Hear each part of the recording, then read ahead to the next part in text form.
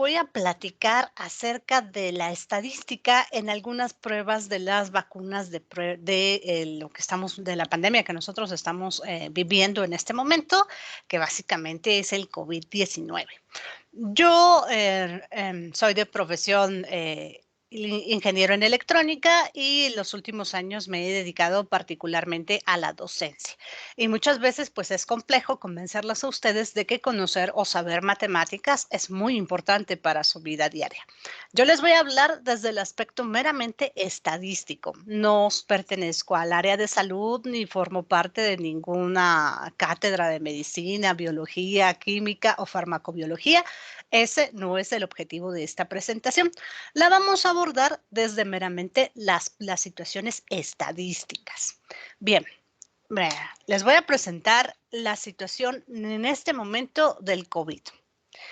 En este momento, estas son unas gráficas que presenta la Organización Mundial de la Salud con fecha del día de ayer, 5 de octubre, donde la situación global son 235 millones, más de 235 millones de casos confirmados de COVID y más de 4 millones de muertes derivados de la situación o de la enfermedad del COVID de cualquiera de sus cepas. Y esta es la gráfica del desarrollo de la situación en cuanto a los casos confirmados y los decesos alrededor de los últimos 18 meses, o sea, desde abril del año pasado hasta esta semana, que es la primera semana de octubre. Ustedes pueden observar cómo el comportamiento de abril del año pasado es muy distinto al comportamiento de abril de este año. Es el pico que se puede observar en el mes de mayo, el año pasado no se observó. El pico digamos que el del año pasado se vino a dar por ahí de los meses de noviembre, diciembre. Sin embargo, este año ya tuvimos un pico en el mes de mayo y tuvimos un segundo pico por ahí de finales de julio, principios de agosto, tuvimos otro pico con respecto a la situación global. Esta es la situación global en todo el mundo. Evidentemente, estas gráficas se sacan a través de estadísticas del registro que llevan los países al respecto de lo que está pasando con la pandemia. A continuación, les voy a mostrar una gráfica que muestra la situación por regiones. Tenemos aquí en amarillo América, que somos la región en el mundo con mayor cantidad de casos de COVID. Luego nos sigue Europa y finalmente el sureste de Asia, que es donde se desarrolló esta pandemia. Pueden observar claramente que el comportamiento en Asia, Europa y América es muy similar. Tenemos picos en el mismo tiempo, tenemos valles al mismo tiempo y la situación es muy similar. Sin embargo, pues no es lo mismo tener un aproximado de 43 millones de contagiados en Asia a tener casi el doble en América, más de 90 millones de contagiados de COVID. Ahora, al respecto, la Organización Mundial de la Salud y en general el mundo ha estado promocionando la vacunación. Y al respecto de la vacunación, nos proponen estos números o estas estadísticas. Nos dicen, mira, la vacuna de Pfizer-BioNTech tiene el 95% de efectividad, 94% la de Moderna, 92% la Sputnik, 89% la Novavax, 67% la AstraZeneca, 66% la Johnson Johnson. Estas pruebas de efectividad son de la fase 3 del año pasado. Ahorita les muestro las pruebas de efectividad de la fase 4 que se ha desarrollado a lo largo de mayo a septiembre de este año. Si ustedes solamente se quedaran con estos números, evidentemente su razonamiento diría que las menos efectivas son la AstraZeneca y la Johnson Johnson, dado que pues están por debajo del 70% de efectividad.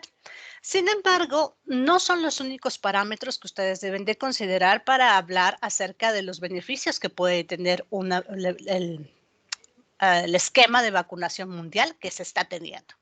Miren, a continuación, estas ya son las pruebas en estudios de fase 4. Y vamos a hablar acerca de que pues todas las vacunas previenen la muerte. Las personas que han estado vacunadas con Pfizer, por ejemplo, tienen de un 90 a un 100% de efectividad de evitar un desenlace fatal. lo mismo que la Janssen. Sin embargo, en cuanto a AstraZeneca y Moderna, que han tenido problemas de efectos secundarios, no han podido establecer estos porcentajes de efectividad con respecto a la muerte.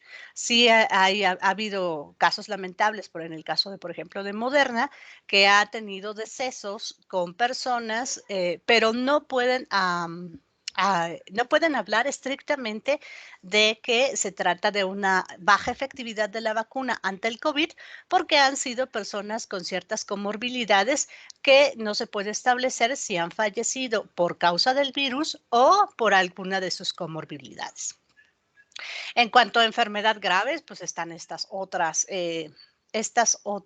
estadísticas, donde voy a recalcar esta última, que es el 37%.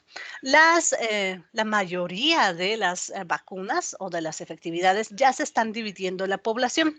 Ha sido evidente, me parece que para todos, que las poblaciones a partir de 50 años han tenido un comportamiento diferente a la población de menor de 50 años. Y está por empezar en el estado la vacunación para menores de 18 años, que son ustedes, y que también han presentado una diferencia en cuanto a las características de la vacuna y de la población. Entonces, en cuanto a enfermedades graves, la Sinovac ha tenido una baja eficiencia en la población menor a 50 años, solamente el 37%.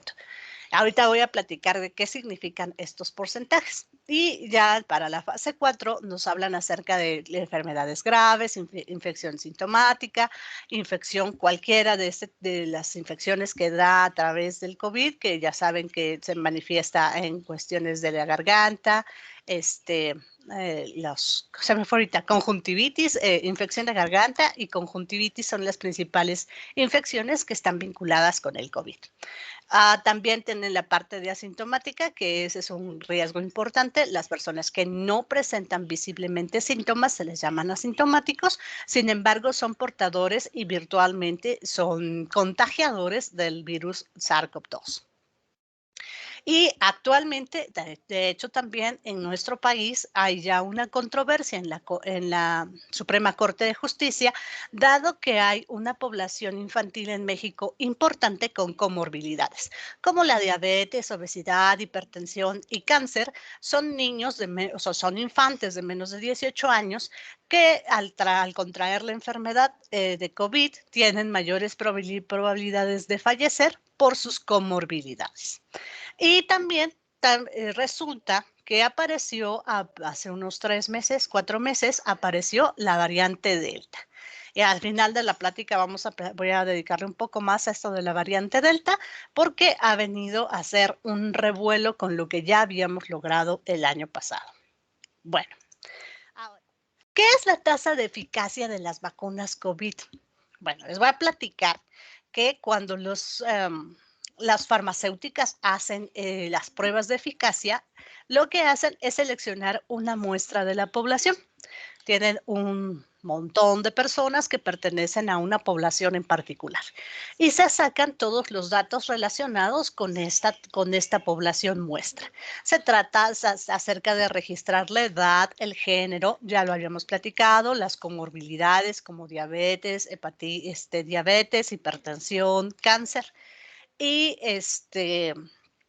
también si ya han tenido o no la enfermedad. Una vez que se selecciona a la población que va a participar en el estudio, lo que se hace es dividirla a la mitad.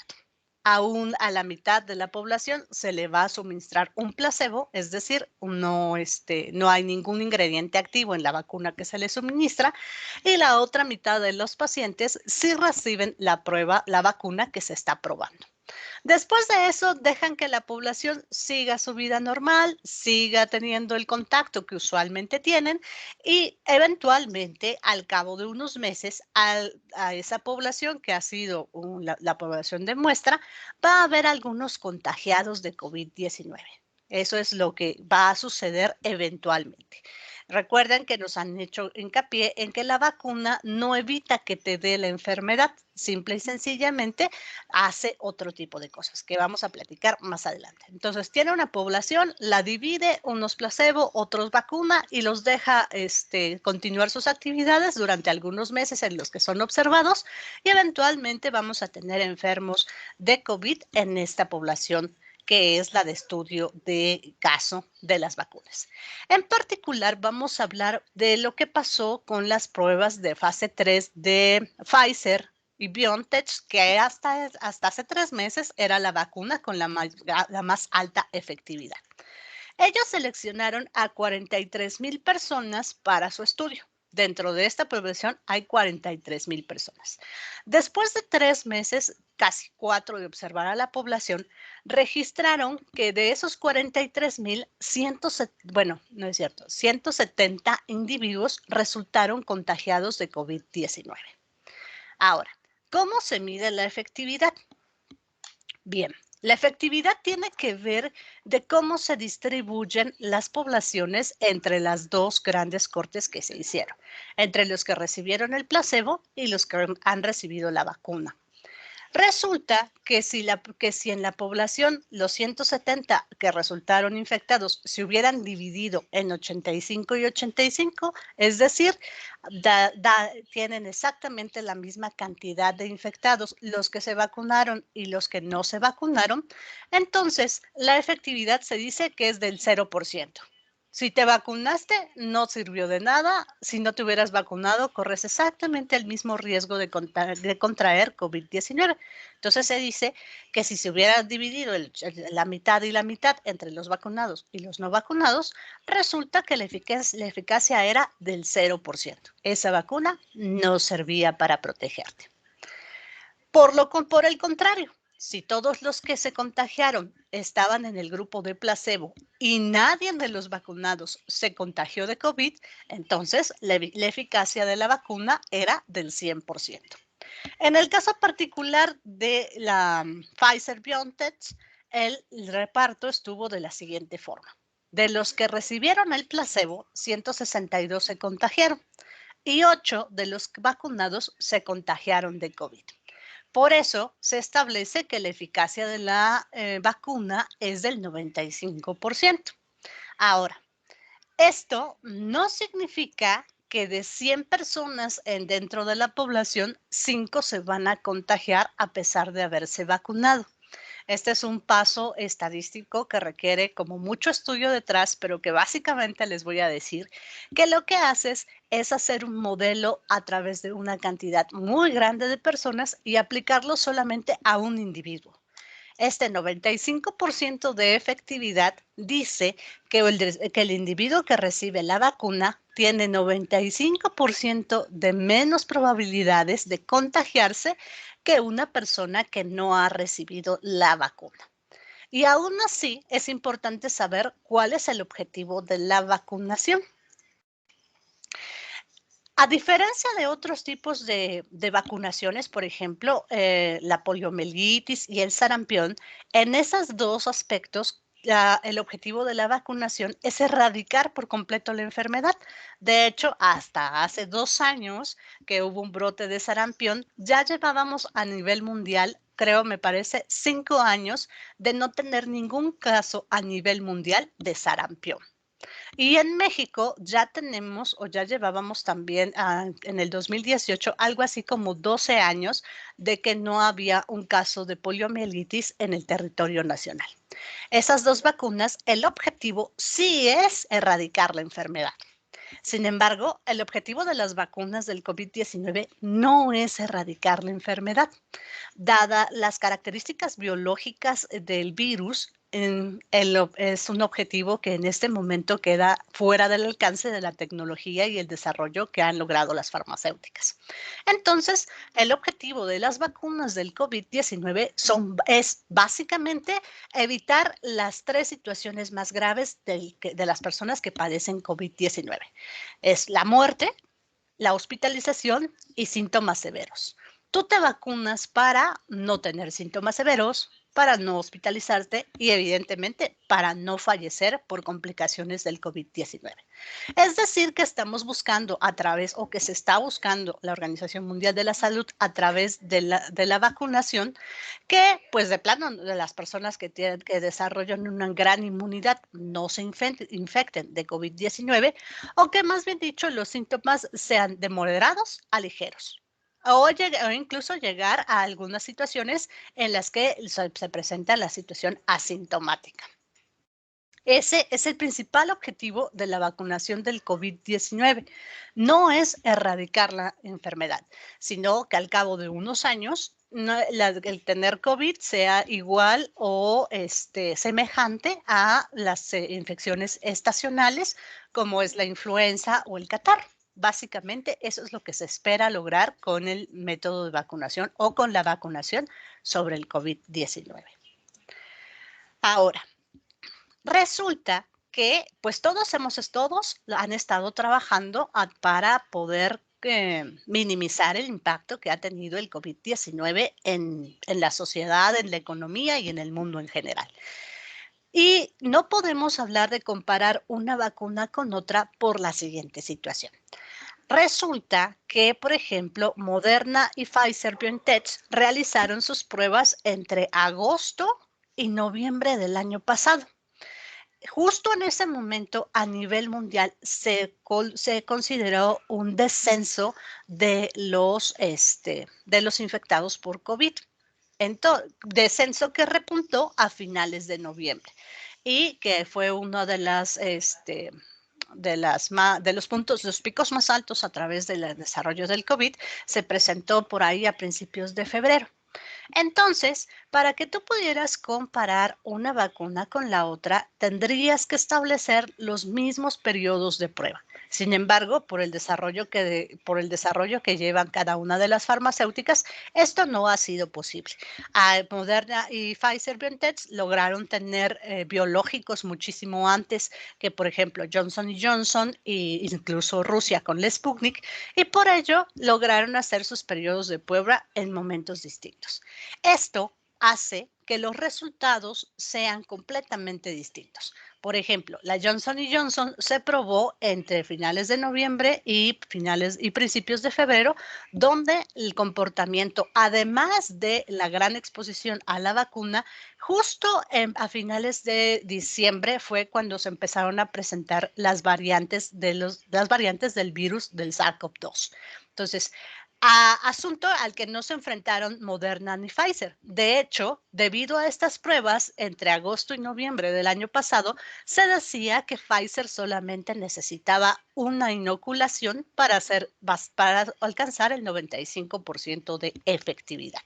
La realidad hoy, casi un año después, es que Pfizer está recomendando una tercera inoculación para mejorar, dado que su eficacia ha disminuido en los últimos meses. Es por ello que no puedes decir, o si algunos de ustedes han escuchado a sus parientes o amigos decir, mejor vacúnate con esta o resulta que está mejor esta. En realidad no podemos afirmarlo o no es algo que permanezca inmutable a través del tiempo. En este momento, la vacuna que está representando la mayor eficiencia o efectividad es la de AstraZeneca, que si lo respiramos, déjenme ver dónde quedó. AstraZeneca, pueden ver que en el año pasado la efectividad de AstraZeneca estaba en el 67%. Sin embargo, ahora está en una efectividad casi del 92% contra la variable delta del virus. Entonces, no podemos hablar de que una vacuna es mejor que otra porque los estudios clínicos no han coincidido en las coincidencias, no han coincidido en las etapas del virus. De hecho, vamos a regresar a esta en la que ya habíamos platicado. Como pueden observar, los picos ya no se repitieron este año como se venían repitiendo el año pasado. Las condiciones son completamente diferentes y actualmente, aun cuando se pruebe una vacuna, en los siguientes meses puede cambiar la situación de la condición de difusión del virus o de la variante que están atacando, y entonces la efectividad de las vacunas, que hoy sí es cierto, o con respecto a las mediciones que se están realizando estadísticamente, el próximo mes o dentro de 3 meses puede no ser así. Figúrense que las vacunas de Pfizer y AstraZeneca pierden eficacia ante la variable Delta. Y esto porque la variable Delta resulta que está cambiando las reglas del juego.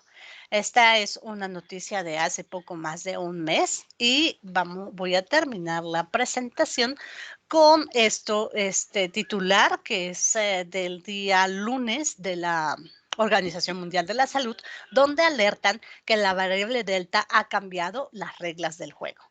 Y resulta que otra de las cosas que estadísticamente se miden con respecto a la efectividad de las vacunas es lo que le llaman la carga viral. Es decir, cuántos virus vivos tú estás expeliendo cuando estás respirando o inhalando y exhalando.